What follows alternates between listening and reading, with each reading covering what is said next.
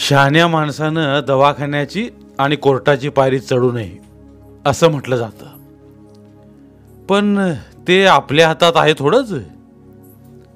आलिया भोगाशी असावे सादर या संताच्या उक्तीप्रमाणे वाट्याला येईल ते भोगलंच पाहिजे. आणि असा विचार करतच सकारामनं कोर्टाच्या आवारात फेरफटका मारला. कोर्टाची भव्य इमारत, इमारतीसमोर काही कार गाड्या आणि असंख्य मोटारसायकली. आत प्रवेश केला तर जत्रा भरल्यासारखी माणसं, गडी माणसाबरोबर काही बाया माणसं देखील होती. ती गर्दी पाहूनच सकारामाला आश्चर्य वाटलं. एवढ्या जणांची कामं कोर्टात? काही बाकड्यावर केविलवाणी तोंड करून बसलेली होती, तर काही जण उभं राहून एकमेकांशी बोलत होती. काही जण आपल्या वकिलाच्या केबिनमध्ये जाऊन समोरच्या खुर्चीत बसून वकिलाशी चर्चा करताना दिसत होते. एखादा काळ्या कोटातला सुटाबुटातला वकील हातात फाईल किंवा डायरी घेऊन आला की एक दोघे त्याच्या कानात कुजबुजत होते. अशी साऱ्यांची कामं पावलांचा आवाज न करता गंभीरपणे चालू होती. एखादा ओळखीचा चेहरा दिसला तरी तो पाहून न पाहिल्यासारखं करून तोंड चुकवून जात होता. एवढ्या साऱ्या लोकांची कोर्टात काय काम असतील बरं? एवढ्या केसेस आणि एवढ्या उलाढाली? पहिली कोर्टाची इमारत कमी पडायला लागली म्हणूनच सरकारनं एवढी मोठी इमारत बांधलेली आहे, असा विचार करतच सकाराम बाहेर आला. चहाच्या टपरीवर येऊन पोटभर पाणी प्याला आणि एकमेकाशी हळू आवाजात बोलणाऱ्या लोकांकडे बघत लिंबाच्या झाडाखाली तिथंच दगडावर टेकला. सकाराम काही जास्त शिकलेला नव्हता, शेतकरी माणूस, पण त्याला कोर्टात फेऱ्या मारायची पाळी आली होती. वकिलाची भेट घेतली तर त्यांनी 5 वाजेपर्यंत थांबायला सांगितलं होतं. काही महत्त्वाची माहिती आणि पुढील तारीख सांगणार होते. चहाच्या टपरीवर भेटणार असल्यामुळं तिथं त्याला त्यांची वाट पाहत थांबण्याशिवाय पर्याय नव्हता. सूर्यवरून आग ओकत होताच. तंबाखू मळता मळता सकारामाची नजर समोरच्या पॅन्टमॅनला घातलेल्या माणसाकडे गेली. जरा बारकाईनं पाहिल्यावर शेजारच्या गावचा तिरसिंगीचा मुंबईला नोकरीला असणारा शिवाच असल्याची खात्री पटली. त्यानं हाक मारली, ये शिवा, इकडे या. अरे सखा, तू इथं कसा काय? कोणाशी भांडण बिंडण केलास की काय?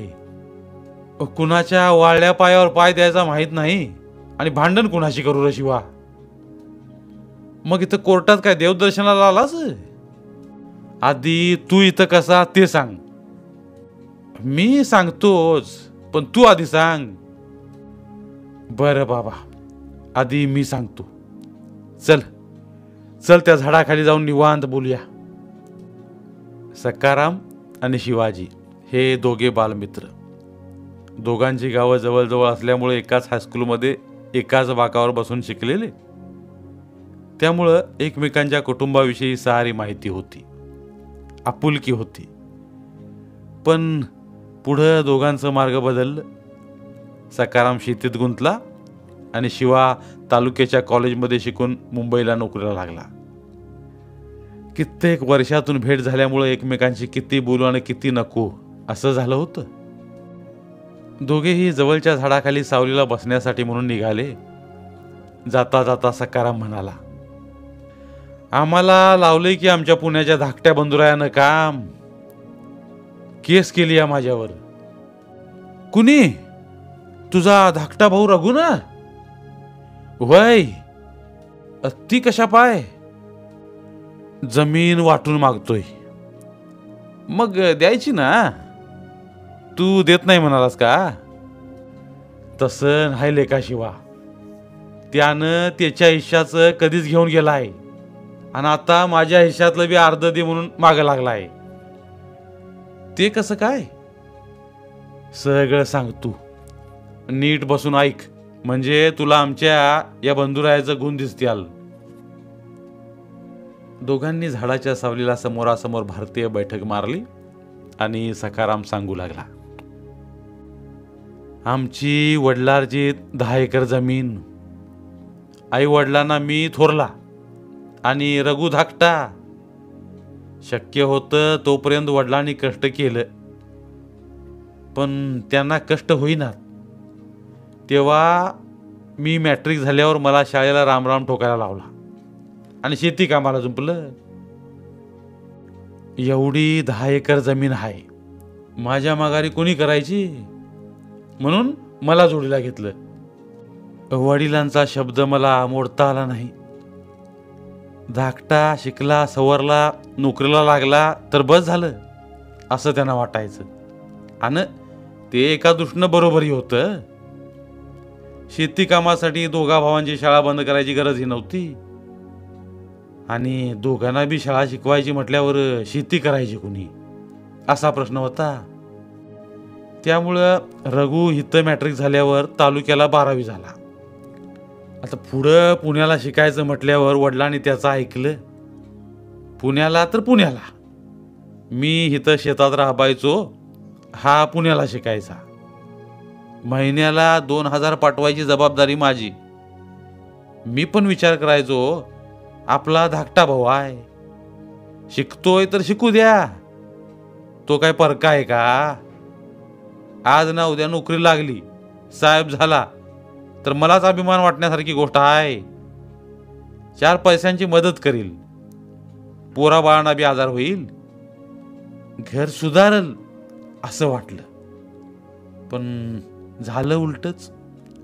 तो बेईमान झाला. मग तुला देत घेत नाही का, तो मदत करत नाही. सांगतोय काय, पुढचं ऐक. मदत तर राहिलीच, पण मला पुरता लुटला त्यानं. ते कसं काय. पुण्यात शिकता शिकताच प्रेम प्रकरण करून बसला, रजिस्टर लग्न केलं. आता आपल्या पाठीला काय डोळा आहेत वही, ह्यो पुण्यात काय करतोय ते दिसायला. महिन्याला पैशाचा आकडा वाढत गेला. पुढं कुठल्या तरी कंपनीत लागला. आई वडिलांना सूनमुख दाखवायला सुद्धा कधी आला नाही. आई वारली तेव्हा दोघं येऊन 4 दिवस राहून गेली. वडील थकले आलं, पण धरा तुम्हाला 1500 रुपये म्हणून द्यायची कधी दानत नाही झाली बेट्याची. गावी यायचं नाव कधी घेत नाही. पुरता बायकोचा गुलाम झालाय. 2 लेकरं झाली, एक पोरगा एक पोरगी. शाळेला चालली. एकदा सारं कुटुंब घेऊन गावी आला.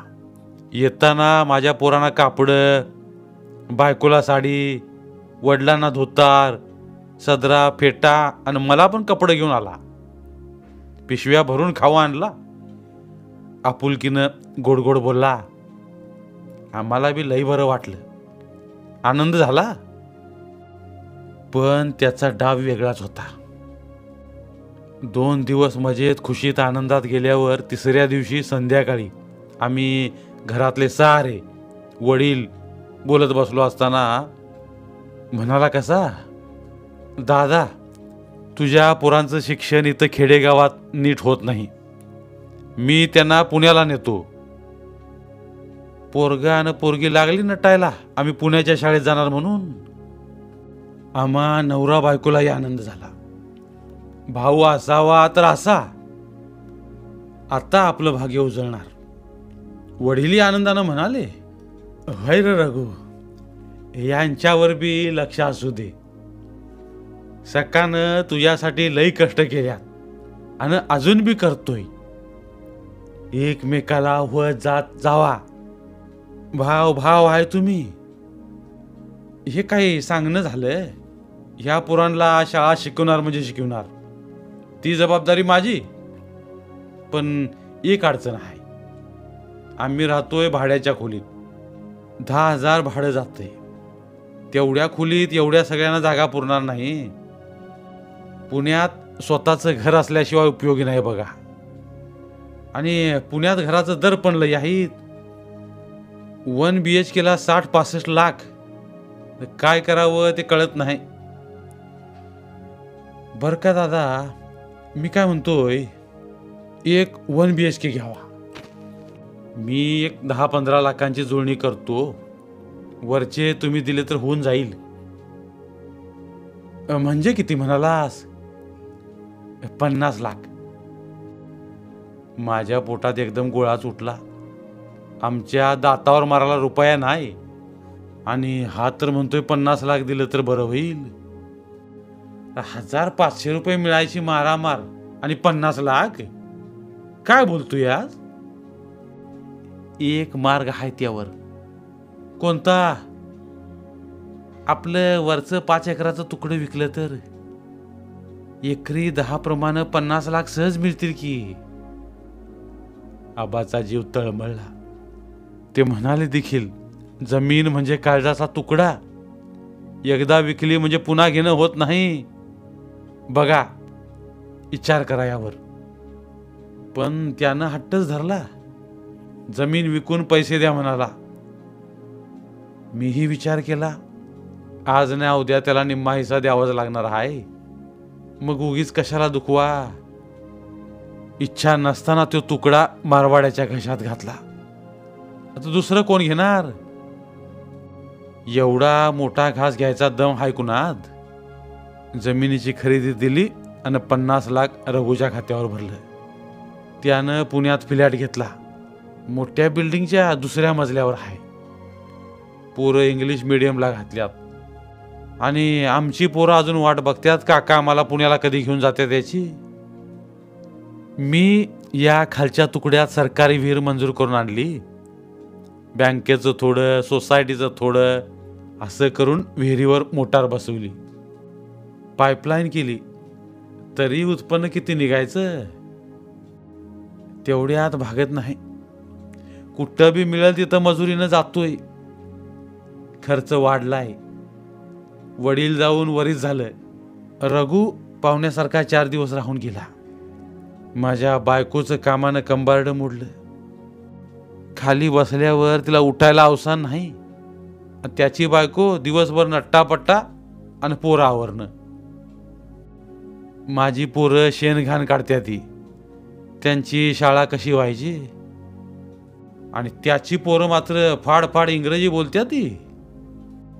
आमची त्यांच्या तोंडाकडे बघत्या ती. त्यांच्या हातात 10,000चा मोबाईलवर गेम खेळायची. आमच्या लेकरांना मिसळून घ्यायची नाहीत ती. त्यांची आई त्यांना यांच्या जवळ येऊ द्यायची नाही. खेड्यातली येडी आहेत असं म्हणायची. असं ना का, त्यांच्या नशिबानं त्यांचं चांगलं झालंय असं म्हणून आम्ही बी नवरा बायको गप्प बसायचो. पुढं पोरगी मोठी झाली. आता ती काय घरात ठेवायची वस्तू आहे काय? तिचं लगीन जमवलं. स्वतःजवळचं थोडं, सावकाराचं थोडं कर्ज काढून पुरीचं लगीन केलं. रघु पाहुण्यासारखा आला आणि अक्षिदा टाकून गेला. खर्चाचं कसं भागवलंस म्हणून साधं विचारलं सुद्धा नाही. 5 पैशाची मदत केली नाही. माझं मी लग्न पार पाडलं. लग्नानंतर लई चणचण भासायला लागली. सावकारानं 10,000साठी तगादा लावला. तवा वाटलं असं ना का, धाकटा भाऊ आहे, त्याच्याकडे जावं, 2 दिवस राहावं आणि येताना 10,000 रुपये मागून आणावं. एवढा पगारदार आहे म्हटल्यावर नाही म्हणायचा नाही असं वाटलं म्हणून गेलो. जाताना भुईमुगाच्या शेंगांचं ठिकं डोकीवर घेऊन पाटीपर्यंत गेलो. तिथून जीपनं तालुका आणि तिथून एसटीनं पुणे गाठलं. फोनवरनं आधी कळवून देखील गाडी घेऊन स्टँडवर आला नाही. रिक्षा करून बंगल्यावर गेलो. वॉचमनला त्याचं नाव सांगितलं. त्यानं त्याला बोलावून आणलं. शेंगांचं बोचकं घेऊन त्याच्या पाठीमागून चालू लागलो. वॉचमननं विचारलं, कौन आये है भाई? गाववाले. काळजात धस्स झालं. भाऊ आहे, मोठा भाऊ, आमचा दादा आहे असं म्हणायची त्याला लाज वाटली. त्याचं कारण माझा अवतार, धोतर, सदरा, टोपी आणि डोकीवर गाठोडं. श्रीमंतीला नातं ओळखता येत नाही आणि गरिबीला लाज नसते. तसंच पाठीमागून पाय वडीत वडीत चालत गेलो. घरात स्वागत तर आवरत झालं. गब्दुल्ल कुत्र साखळीनं बांधलेलं असून भो भो करून जोर जोरानं भुंकलं. सारी बिल्डिंग हादरली. तो आम्ही गप म्हणताच ते थांबलं. मला घरात जी वागणूक मिळाली त्यामुळे तर मी हादरूनच गेलो. मी त्यांचा कोणीतरी आहे असं त्यांना वाटतच नव्हतं. पोरं समोर आली नाहीत. ती आपली मोबाईलची बटणं दाबण्यात मग्न होती. भाऊजेनं मोजक्या शब्दात खुशाली विचारली. मोकळ्या मनानं काही कोणी बोललंच नाहीत. आबोल्यातच रात्रीचं जेवण झालं. आम्ही तिघच बसलो होतो. रघु सकाळी लवकर ड्युटीवर जाणार म्हटल्यावर मीच विषय काढला. गावाकडची परिस्थिती एवढी चांगली नाही. सुमीच्या लग्नाला सावकाराचं 10,000 रुपये व्याजानं घेतलं होतं. त्यानं तगादा लावलाय. म्हणलं तुझ्याकडून 10,000 रुपये घ्यावं. थोडा वेळ कुणीच काही बोललं नाहीत. भाऊजेच कुचक्यापणानं म्हणाली. तरी मला वाटलंच भाऊजी कधी नाही ते शेंगा घेऊन कसं काय आलं. आवळा देऊन कोहळा काढायचा हे बरं आहे की हो. तसं नाही काय, फार तर उसनं द्या. आज ना उद्या पीक पाणी चांगलं झालं तर परत करीन की. आज पातूर किती दिलं ते आता देणार हाय. असं काय म्हणताय. रघुला शिकायला पाठवत नव्हतो का. पाठवत असाल वो, पण आज पातूर आमच्या वाट्याची बी जमीन पिकवून खातायच की. आम्ही कधी त्यातलं काय मागितलं का. सारं तुम्हीच घेताय ना. मग काय पिकतय. मी नुसता काम करून मरतोय, नुसता राबतोय. त्या मानानं उत्पन्न निघतच नाही. असंच म्हणतात सारे. बघ असेल तर दे, नाहीतर जातो माघारी. त्यावर रघुनं त्याचाच पाडा वाचला. कर्जाचे हप्ते जातात, त्यात मुलांचं शिक्षण. शहरात खर्च मोठा आहे. तुम्हाला खेड्यात एवढा खर्च होत नाही. आता तरी माझ्याकडे पैसे नाहीत. दुसऱ्या दिवशी गेलो तसा तोंडात मारल्यावानी रिकाम्या हातानं परत आलो. आता त्याचा पोरगा 12वी पास झालाय. त्याला मेडिकलला प्रवेश घ्यायचा आहे. तो म्हणतोय माझ्या हिश्श्याची शेतीची अर्धी वाटणी दे. मी म्हणालो तुझ्या हिश्श्याची 5 एकर विकून पैसे नेलेस की. तर म्हणतोय कसा. त्यावेळी आपण एकत्र होतो. जमीन वडिलांच्या नावावर होती. आत्ता आपण वाटण्या करून घर आणि निम्मी निम्मी जमीन घ्यायची. 2.5 एकर जमीन माझ्या नावावर करून दे. ती विकून मला पोराचं डोनेशन भरायचं आहे. मी ह्याला नकार दिला.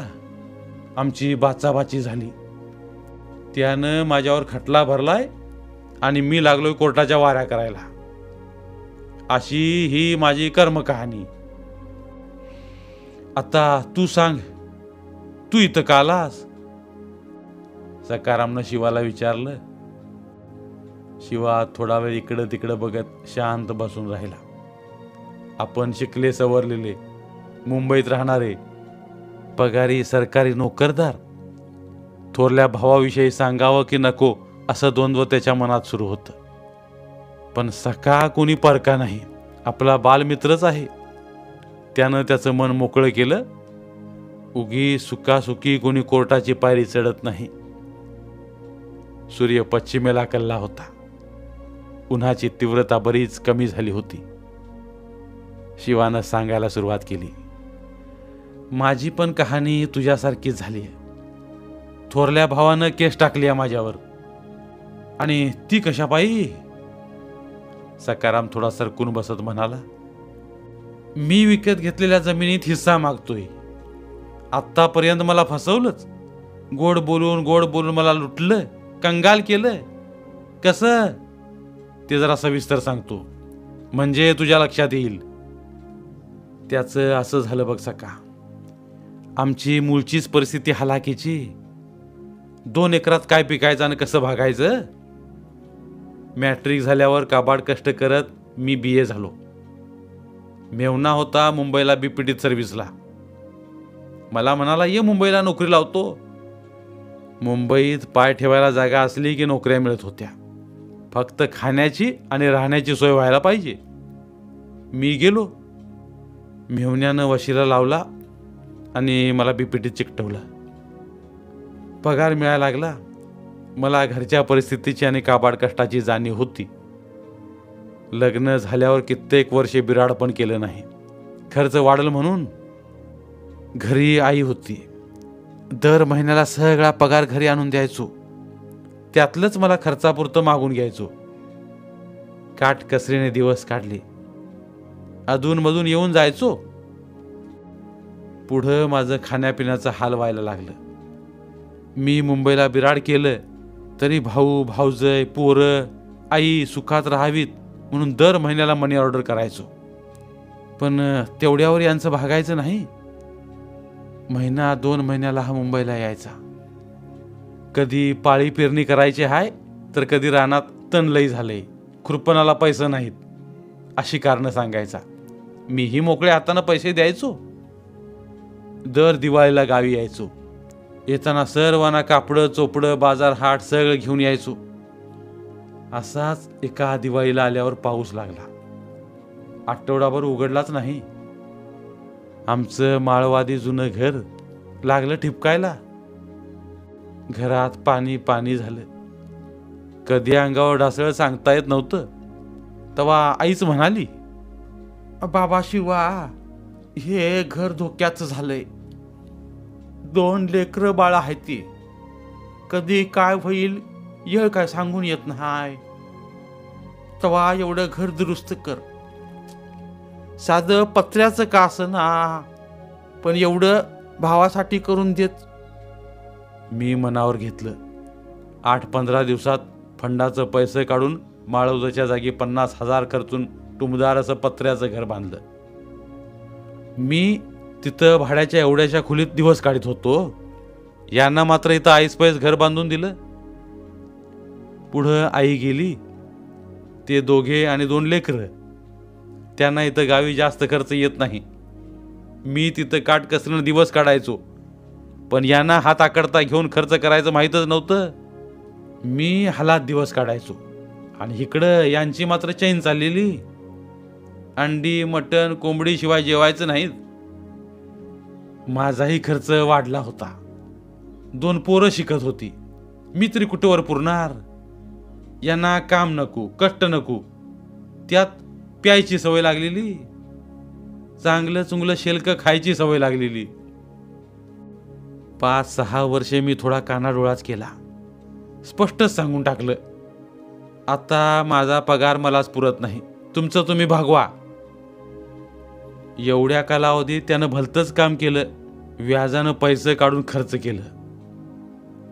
शेतीवर डोळा ठेवून सावकारानं मागेल तेवढं पैसे दिलं आणि यानं ऐशारामात खर्च करत राहिला. मी मुंबईला असतो. मी काही गावी येणार नाही. जमीन सारी त्याची एकट्याचीच आहे. तलाट्याला आपलंसं करून खोटीनाटी कागदपत्र तयार करून घेतली आणि 20 लाखाला जमीन सावकाराच्या घशात घातली. माझ्या परस्पर खरेदी खत करून दिली. ही गोष्ट माझ्या कानावर आली. दादानं वडिलोपार्जित जमीन विकली. ही गोष्ट मला आवडली नाही. लोक जमीन विकत घेतात. 2 एकराची 4 एकर कशी होईल यासाठी शेतात राबतात, कष्ट करून पिकवतात, पैशाला पैसा जोडून नवीन खरेदी करतात आणि हा कारण नसताना केवळ चैनीसाठी असलेली जमीन विकतो. आता याला काय म्हणावं. मी गावी आलो.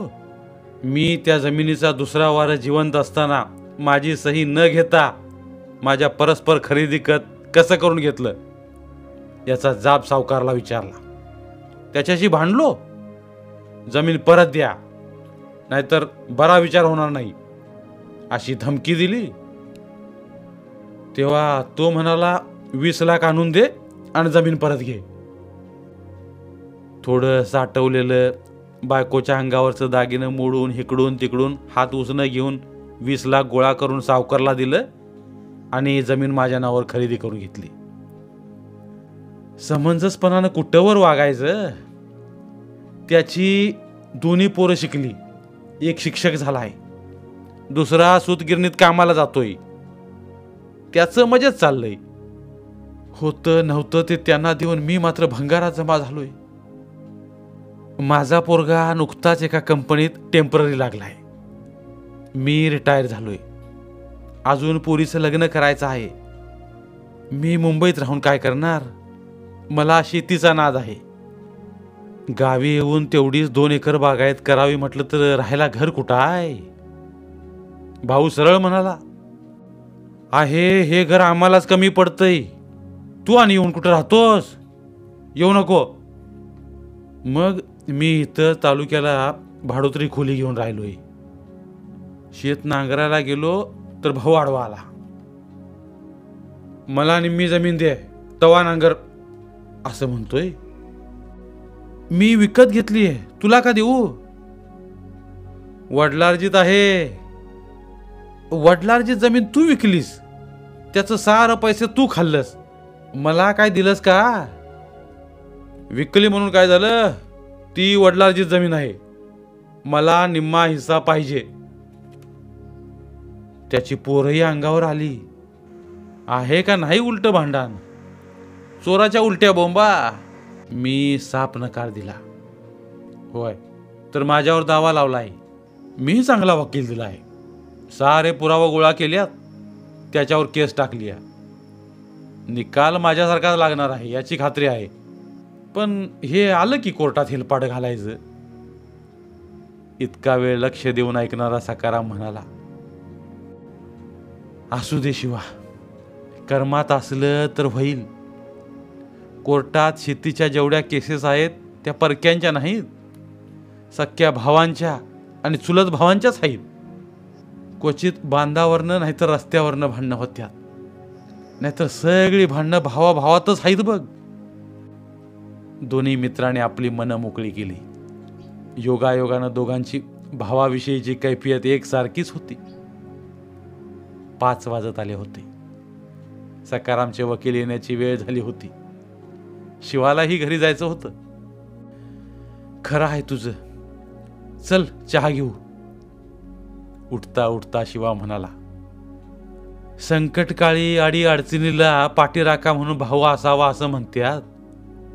पण धनासाठी संपत्तीसाठी भाऊ जर असं वागायला लागलं तर त्याला भाऊ कसं म्हणायचं. भाऊ या शब्दाची व्याख्याच बदलत चालली.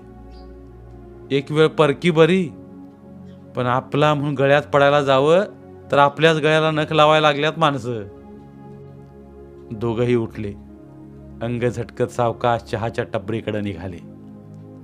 जाता जाता सखाराम म्हणाला, माझं तसं फार शिक्षण झालं नसलं तरी मी थोडं सांगतो.